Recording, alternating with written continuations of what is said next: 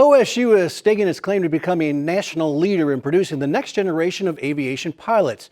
The just completed nearly 12,000 square foot Ray and Linda Booker Flight Center is located just south of the Stillwater Regional Airport.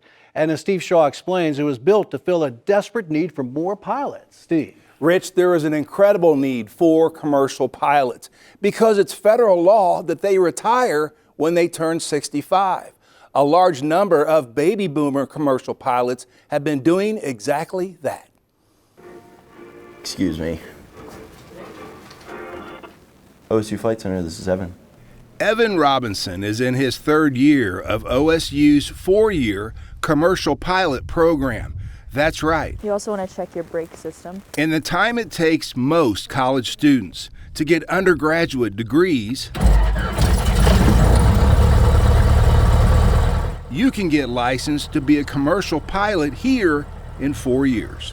I love it. I love it a lot. Robinson's already a certified flight instructor and does double duty as a dispatcher at the Ray and Linda Booker OSU Flight Center, which officially opened last spring.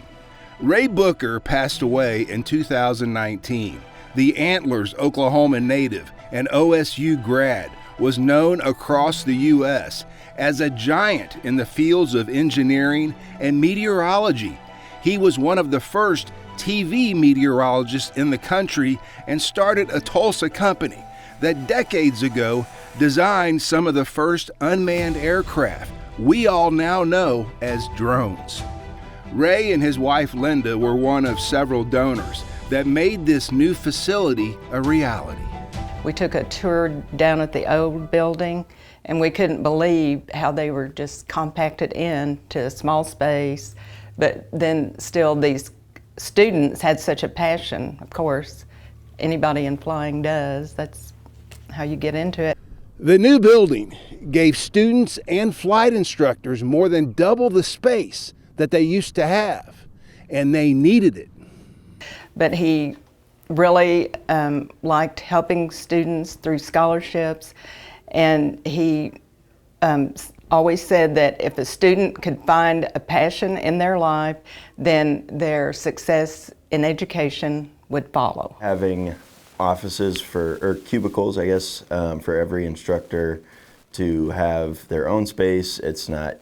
You're not getting interrupted. At the old building, we were sharing desks and there were interruptions, and no instructor really had their own space. Lance Fortney is the flight school manager. What do you have to be good at to excel in your program? That's a very good question. I tell folks, and it's things that you may not really think of, but it's basic things like time management, being able to set priorities and manage priorities.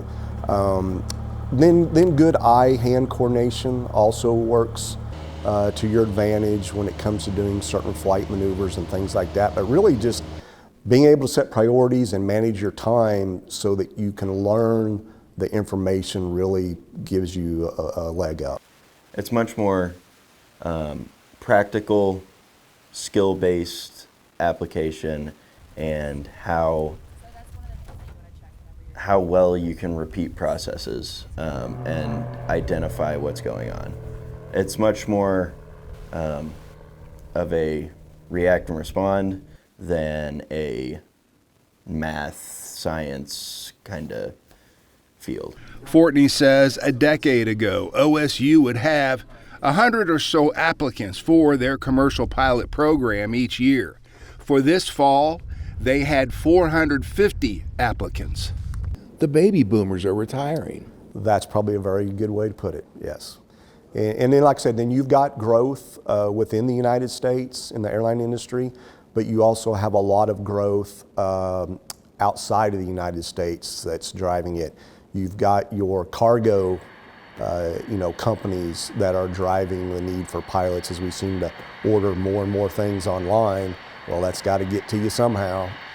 You pretty much have a job waiting on you, okay? Nothing in life is a guarantee, but right now job placement in the pilot community is very high. It's pretty darn close to 100%. Do you walk in a job making six figures or something close to it? Pretty close. And quite a legacy for an otherwise humble member of the greatest generation. He knew there was a pilot shortage coming, and he even came over here, and I think he talked with Lance Fortney to learn how they were having to limit the number of students they could take into the program, but yet there's all this demand out there. Oh, he'd be very proud. He should be here to see all of this. Really, I don't know, it would be hard for him to believe. I think it was even beyond his vision as to what they've done with the facility and all the rooms they have for the students and instructors, to do their reviews, and then they can watch out on the runway. They've added a lot of airplanes, I don't know how many, to their instruction fleet. According to third-year flight school student Evan Robinson, the most important asset a successful pilot has is a level head.